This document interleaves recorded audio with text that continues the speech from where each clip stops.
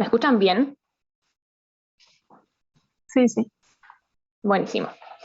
Bueno, lo mismo de siempre, si ustedes quieren interrumpirme para hacer preguntas, lo hacen, ¿sí? Si no, al final, como ustedes prefieran. Bueno, arrancamos con la guía de la unidad temática 11, que es de regulación del balance fosfocálcico, ¿sí? Vamos a ir viendo punto por punto, pero si tienen alguna duda extra del tema, lo pueden hacer, ¿sí? Bueno, en el primer punto nos muestran tres figuras y lo que nos pide es que redactemos un texto describiendo lo que nos muestran las tres figuras. Que en la figura A tenemos el balance de calcio, en la B el balance de fósforo y en la C de magnesio. Entonces, por ahí, ¿alguien se anima y quiere decir algo de qué ven común en estas tres imágenes?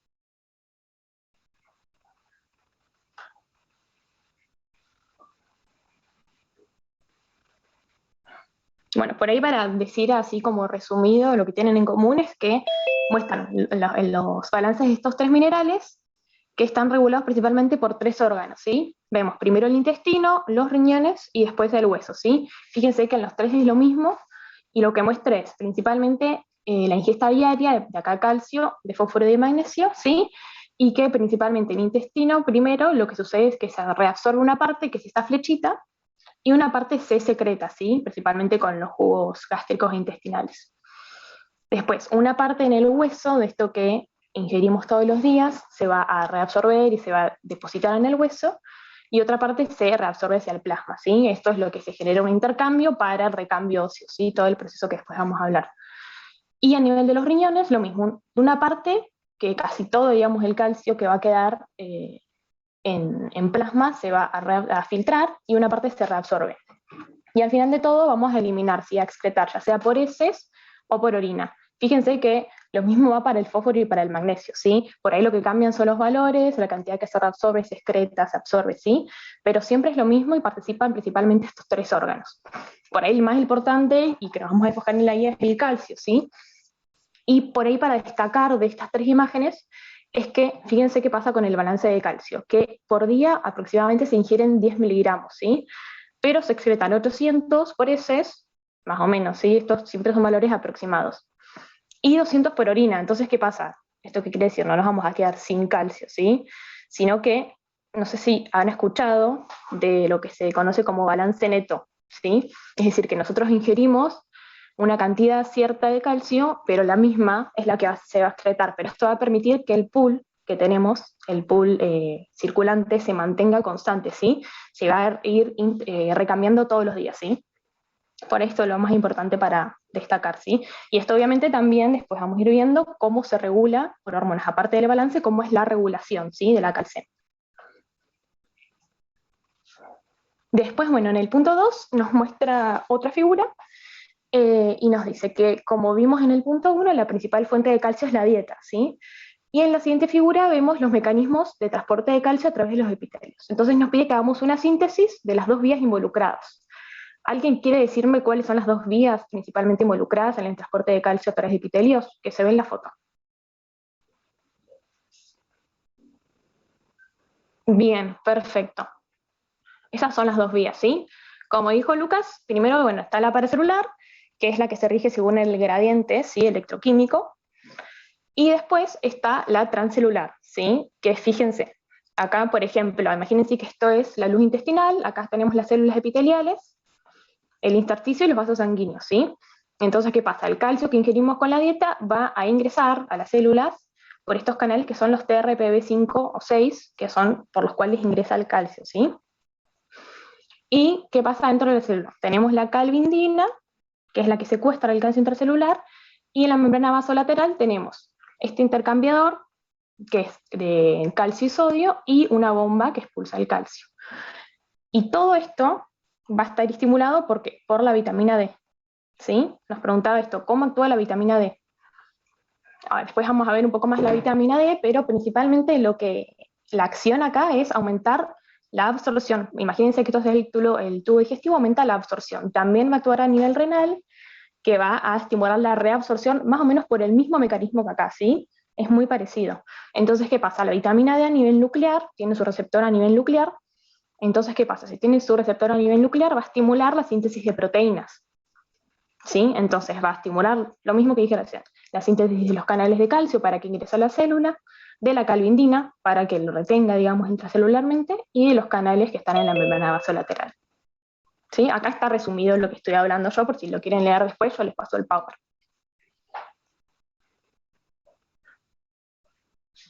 Bueno, no sé si tienen alguna duda hasta ahora, pueden ir parándome cuando ustedes quieran, ¿sí? Bueno, en el punto 3 nos habla más que nada de los procesos de absorción del fósforo y del magnesio, ¿sí? Parece medio chiquito, pero bueno, no sé si ya han visto el TP, no muestra acá cómo es la absorción de fósforo, ¿sí? Fíjense que es muy parecido a lo de calcio. Hay lo mismo, como decíamos recién, paracelular y transcelular. Acá hay un transportador con sodio y acá un transporte solo de fósforo. Y de magnesio lo mismo, paracelular, de la membrana apical un transportador solo de magnesio y la membrana vasolateral que vemos acá, la de bomba sodio-potasio, ¿sí? Entonces, acá hay un transportador, perdón, de sodio-magnesio. Entonces, ¿qué quiere decir esto? Que este canal, transportador, no sé por qué estoy diciendo canal, va a usar el gradiente que se genera gracias a la bomba sodio-potasio, ¿sí?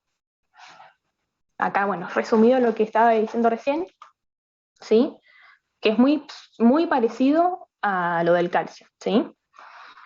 Y bueno, este gráfico que nos muestra la absorción neta de magnesio en función de la ingesta de magnesio, ¿sí? Fíjense que hay tres curvas. Esta roja, que es el total, esta azul, que es el paracelular, que se podría decir que es directamente proporcional al calcio total que ingerimos, al calcio no, al magnesio.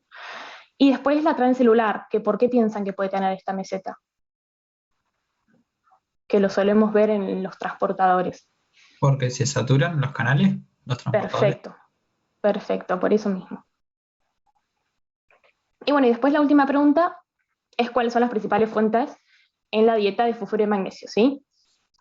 Esto lo busqué, obviamente, porque no me acordaba, no sé si alguien buscó algo más, pero bueno, no es lo más importante, pero principalmente de fósforo son cereales integrales, pescados, legumbres y algunos frutos secos, y de magnesio más o menos lo mismo, cereales integrales, las bananas, legumbres y también frutos secos. Bueno, seguimos con el punto 4, ¿sí? No sé si hay dudas hasta acá. Bueno, el punto 4 nos dice que la principal recomendación para pacientes con osteoporosis es tener una alta ingesta de calcio en la dieta, ¿sí? Entonces nos pide que observemos los siguientes gráficos y los resultados de un estudio clínico y los correlacionemos con la figura anterior y justifiquemos fisiológicamente la recomendación. No sé si alguien se anima a describirme, sin fundamento fisiológico, a describir solamente este gráfico que vemos en los ejes.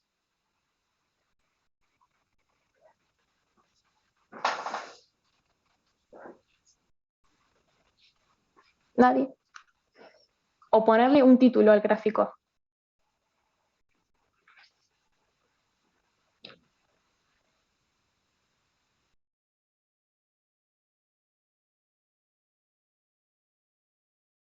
Bien, perfecto, perfecto. Siempre que vean un gráfico, por eso por ahí insisto tanto, lo primero que tienen que hacer es ponerle un título, para después entenderlo, ¿sí?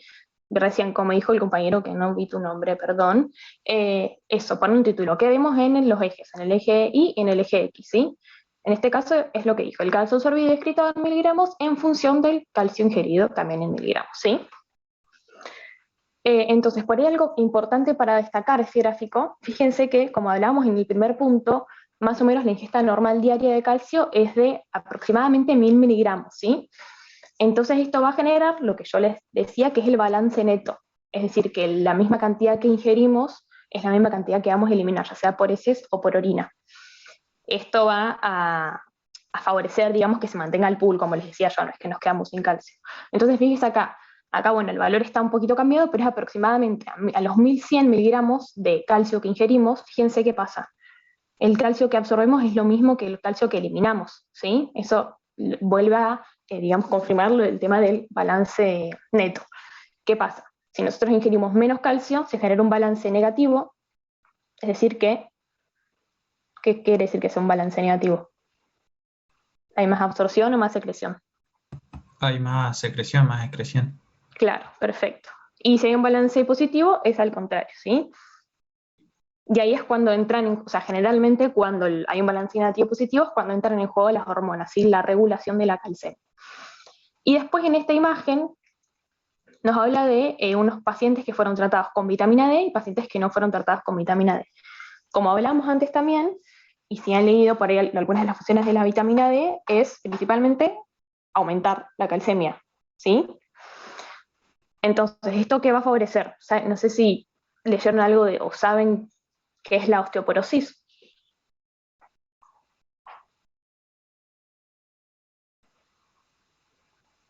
¿No? ¿Saben por qué se le da calcio a la gente con osteoporosis o vitamina D?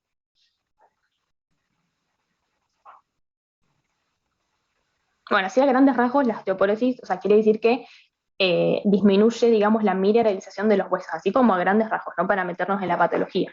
Entonces, ¿qué pasa? Como sabemos que la vitamina D aumenta la absorción de calcio y también la reabsorción renal, esto nos va a ayudar a mejorar la mineralización ósea, ¿sí? Ahora vamos a ver cómo es que la vitamina D hace esto. Y también no sé si han leído que depende del tiempo que esté el hueso expuesto a la vitamina D, es el efecto que va a tener, ¿sí? Ahora vamos a ver igual. Bueno, con respecto a esto, siempre, digamos, el nivel de vitamina D va a estar en relación directa con los niveles de calcio, ¿sí? Es decir, cuando tenemos un nivel basal o sea, niveles normales de calcio, vamos a tener un nivel normal de vitamina D, pero si este calcio disminuye, va a haber un nivel aumentado de vitamina D, ¿sí? Y eso también va a determinar los efectos que tenga sobre el hueso, ¿sí? Entonces, fíjense acá, tenemos un balance positivo o también podemos tener un balance neto, ¿sí? Entonces, tenemos concentraciones normales de vitamina D que van a favorecer a la mineralización del hueso, ¿sí? A la formación de huesos, o sea, recambio óseo y formación. Pero ¿qué pasa? Si tenemos un balance negativo de calcio, la vitamina D, las concentraciones de vitamina D van a ser mayores, ¿sí? Y esto va a generar un efecto que no es deseado, ¿sí? Entonces, ¿qué va a pasar? Va a aumentar la resorción ósea, ¿sí? No sé si saben cuáles son las células que están a cargo de la resorción ósea. ¿Los osteoclastos?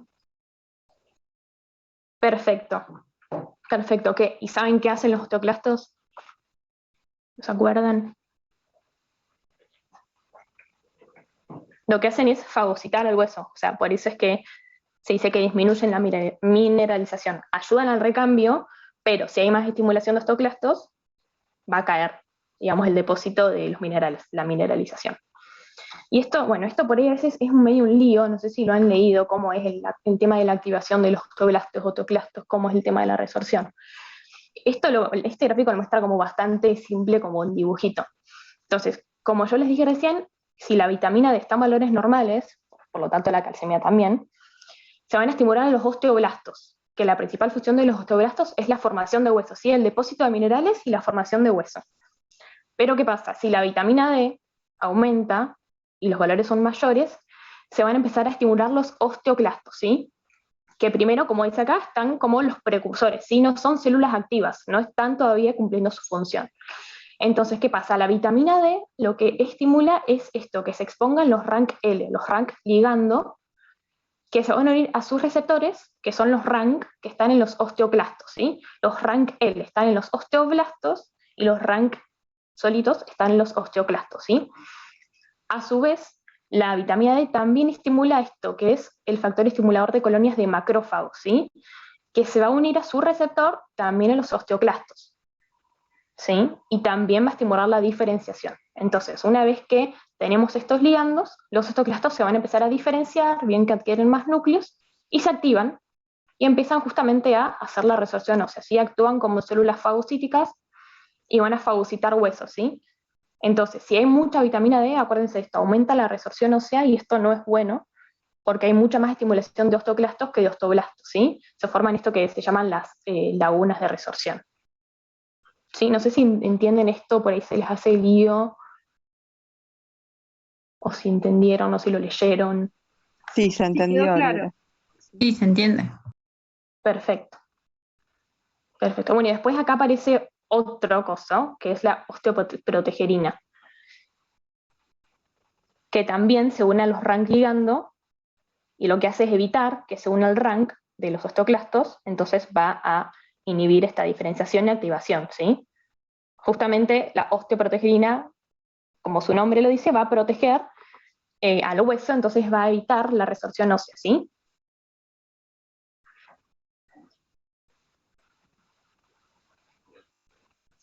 Bueno, después también en este punto nos preguntaba esto, que le preparemos una dieta a una persona con osteoporosis, pensando qué alimentos puede comer y qué alimentos no puede comer. No sé si alguien buscó algo o se imagina qué podría llegar a comer y qué no comer.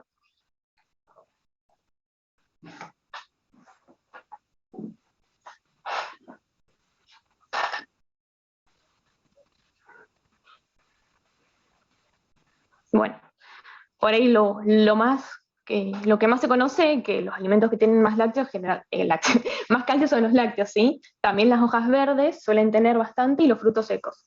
Y por ahí los alimentos que no son generalmente los que van a intervenir o van a disminuir la absorción del calcio a nivel intestinal. Por ejemplo, los cereales, generalmente los cereales integrales, y también el alcohol y el té y el café, ¿sí? Esos son los que principalmente van a disminuir la absorción intestinal de calcio, ¿sí? Bueno, después en el punto 5 nos pregunta cómo circula el calcio en plasma. Ahí entonces nos muestra una tabla con valores normales y tenemos que ver qué parámetros se relacionan con el calcio circulante, ¿sí? ¿Alguien me quiere decir de qué 3 formas circula el calcio en plasma? Circula de forma, digamos, iónica, después unido a proteínas, y después creo que estaba, la otra que no me la acuerdo, de 3 No maneras. pasa nada. Bien, perfecto, igual. Acá están las 3 formas. Un 45% aproximadamente unido a proteínas plasmáticas, que la principal es la albúmina, ¿sí?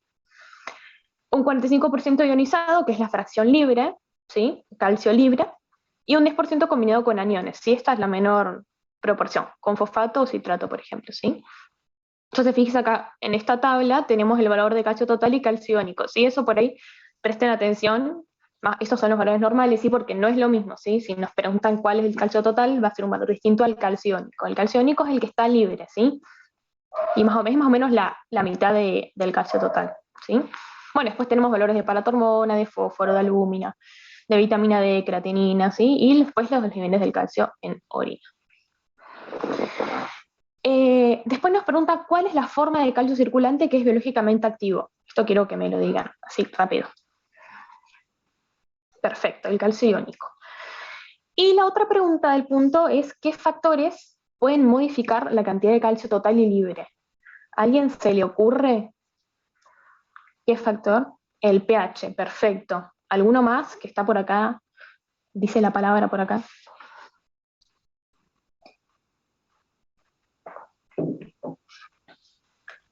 Piensen, si 45% del calcio circula unido a proteínas, ¿qué otro factor puede modificar el calcio?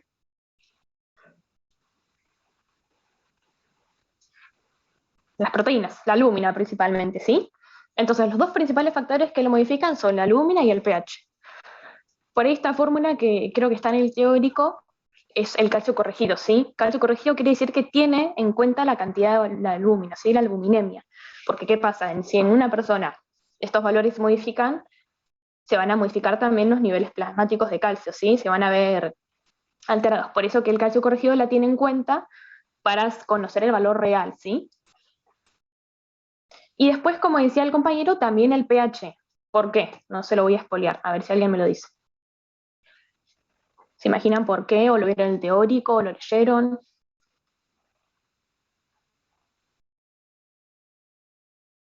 Ujú.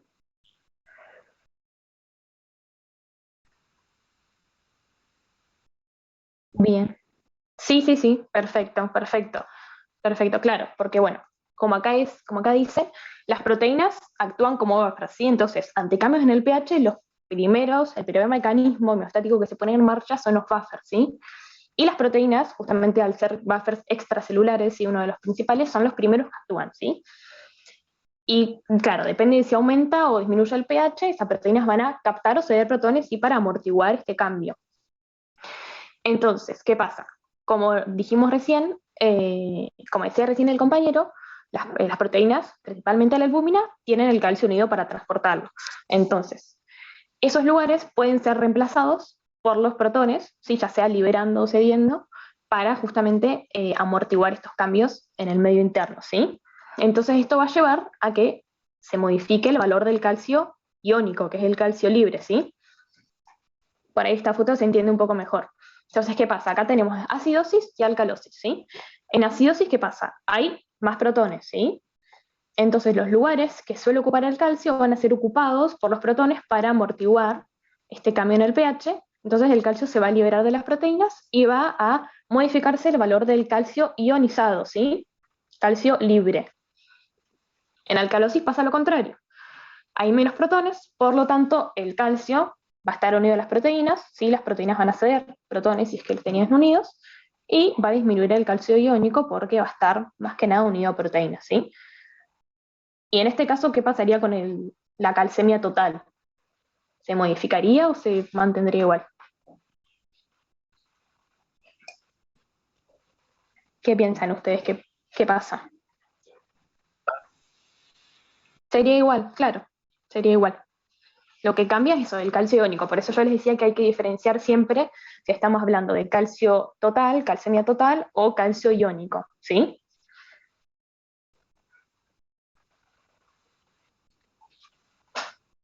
Bueno, en el punto 6 nos dice, bueno, que en la tabla anterior vieron que estaban los niveles de calcio en orina, ¿sí? Entonces, a partir de nuestros conocimientos, tenemos que interpretar los modelos del manejo renal del calcio en los distintos túbulos. ¿Alguien se anima a decirme o conoce cómo es el manejo renal de calcio? Si se secreta, si se filtra, si se reabsorbe.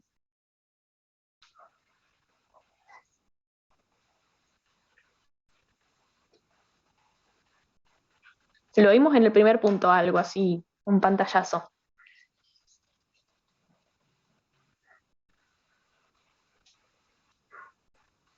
Bueno, casi todo el calcio que está circulando en plasma se va a filtrar, ¿sí? Un 70% aproximadamente se va a reabsorber de forma obligatoria, ¿sí? O sea, es decir, que pasa siempre, en túbulo contorneado proximal, que acá lo podemos ver, y en una parte de la asa de Henle, ¿sí? Acá por distintos canales, ¿sí? O por vía paracelular o transcelular, ¿sí? Muy parecido a lo que pasa en el tubo digestivo. Y acá fíjense que en la otra porción de la asa de Henle, en túbulo contorneado distal y túbulo colector, también hay una reabsorción, pero esa es la que es regida por hormonas, ¿sí? Sería la reabsorción, ¿cómo se llama? Facultativa. Facultativa, perfecto. Entonces, bueno, acá yo ya les respondí la pregunta, pero preguntaba cuál es el cemento que se encarga de la reabsorción de calcio en forma facultativa, que es parte de la asa de Henle, túbulo contorneado distal y túbulo colector. ¿Y qué hormonas participan en esta regulación? ¿La paratormona? La paratormona, perfecto. ¿Alguna más? Calcitonina puede ser. Que la vimos recién. ¿La calcitonina no? La calcitonina, sí, sí, puede ser. La vitamina D, perfecto. Sí, esas tres. Las principales son paratormona y vitamina D, ¿sí?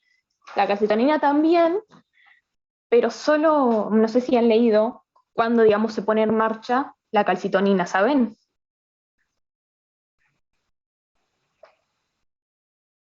Claro, perfecto. En casos de hiper... Sí, claro, tal cual. Sí, las principales que influyen son paratormona y vitamina D, y la calcitonina, sí, ante casos de hipercalcemia, ¿sí? Entonces, bueno, acá están los principales mecanismos o la acción, digamos, de la paratormona y vitamina D. Ambas van a aumentar la reabsorción de calcio, ¿sí? Y bueno, la paratormona, o sea, están relacionadas directamente, ya que la paratormona va a estimular la síntesis de vitamina D. Vieron que tiene un montón de pasos la síntesis de vitamina D, y uno de los últimos es el que sucede a nivel renal, ¿sí? En túbulo contorneado principal, es cuando se termina, digamos, de sintetizar y ya toma acción la vitamina D, ¿sí? Y ambas hacen lo mismo, aumentan la reabsorción de calcio, ¿sí? Es decir, van a favorecer en caso de que el calcio, de que la ingesta de calcio sea baja, estas van a favorecer aumentar la calcemia, ¿sí? La calcemia total. Y la calcitonina hace lo contrario, aumenta la excreción, ¿sí? En casos de hipercalcemia va a aumentar la excreción renal de calcio. Y bueno, fíjese que por ahí es muy acotado este dibujo, pero lo mismo que veíamos en tubo digestivo, ¿sí? Que acá está la vitamina D, que va a aumentar la síntesis proteica, por lo tanto aumenta los TRPV, la calvindina y los transportadores que están en la membrana vasolateral, ¿sí?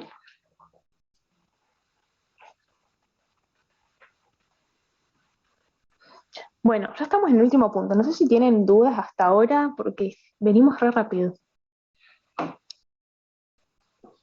No, re bien, re claro. Buenísimo. Si no, al final pueden hacer las preguntas que quieran. Bueno, entonces el punto 7 nos piden que analicemos este gráfico y fundamentemos la dinámica de las curvas con los modelos adjuntos, que los vamos a ver después, y escribamos una síntesis. ¿Alguien se anima a lo que los estoy pesadeando con el tema de poner el título al gráfico? ¿Se anima a hacerlo?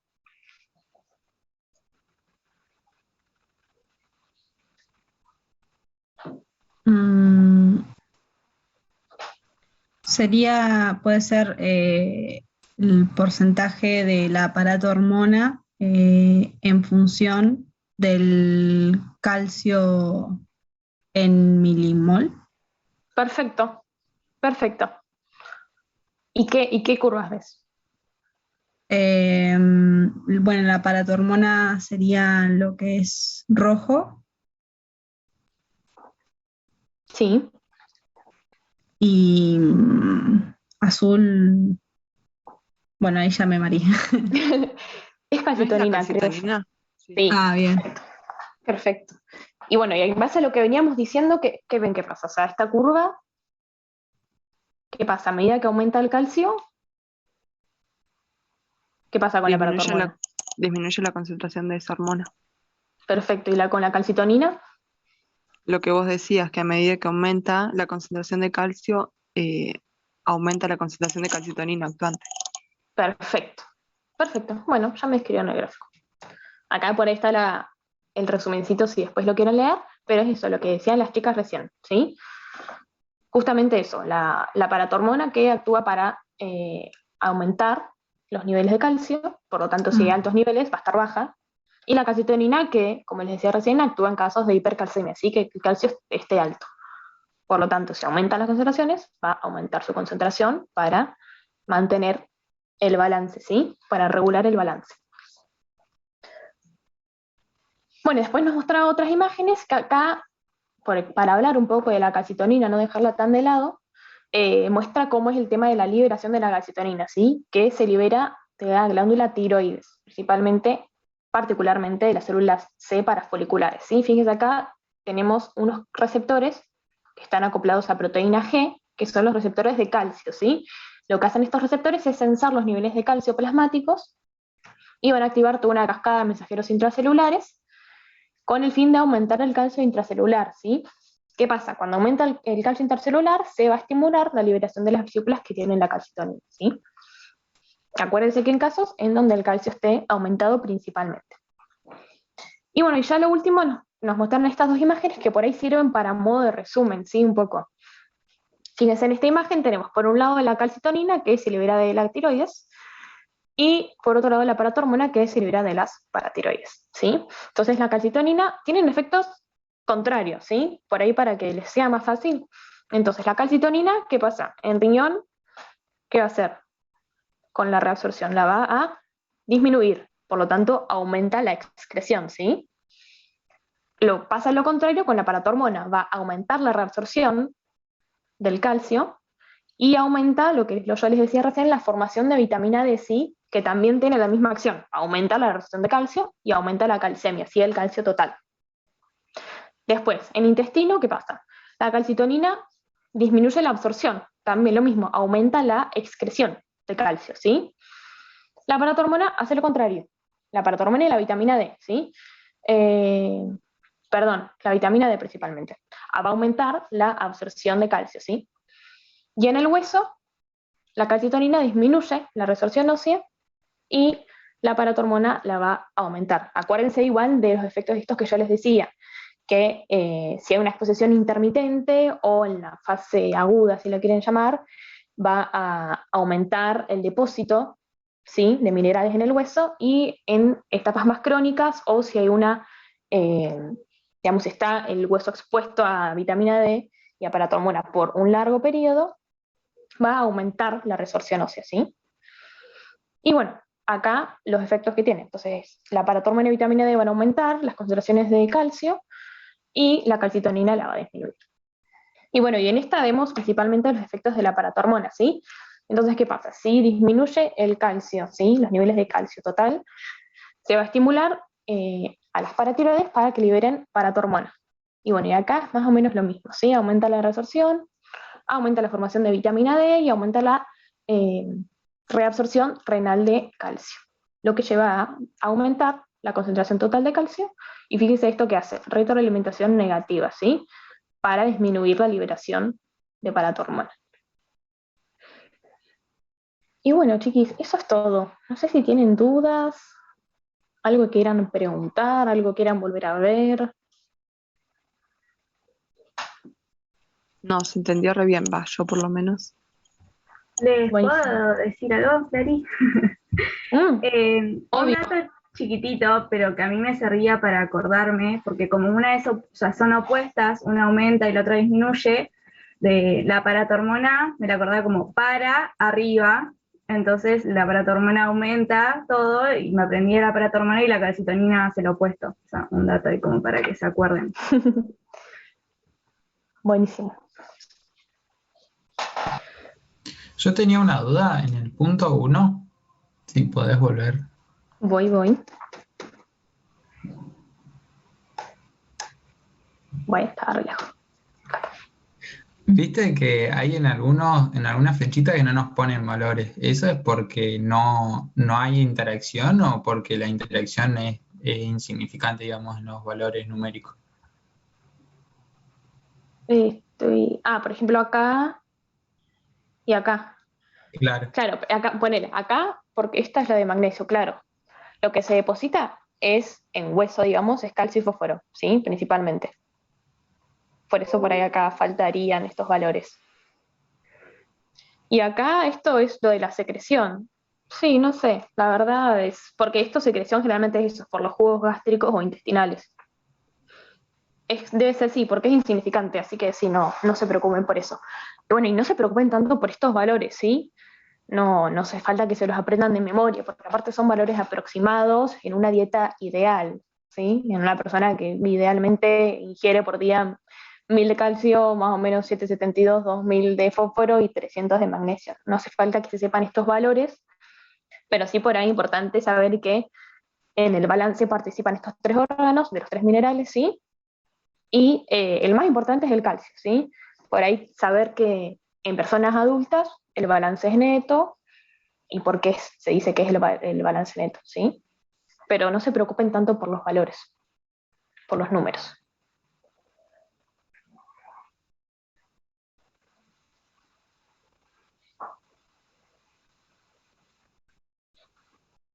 ¿Alguna otra pregunta, duda, algo que no hayan entendido, que quieran que volvamos a explicar?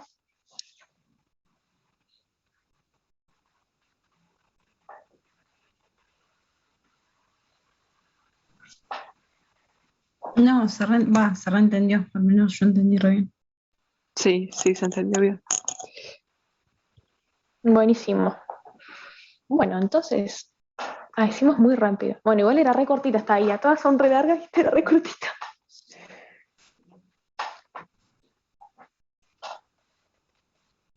Bueno, entonces, les libero. Sigan estudiando mucho. Bueno, gracias. Me lo digo a mí también. Muchas Qué gracias. bueno. Nos vemos el miércoles que Gracias. viene. Si quieren, ahora les subo el power por si no quieren chusmear o por si alguien no se pudo conectar. Sí, Dale. porfa. Dale, buenísimo, ahora filósofo. Gracias. Bueno, Gracias. chiques, nos vemos. Gracias a ustedes. Chau.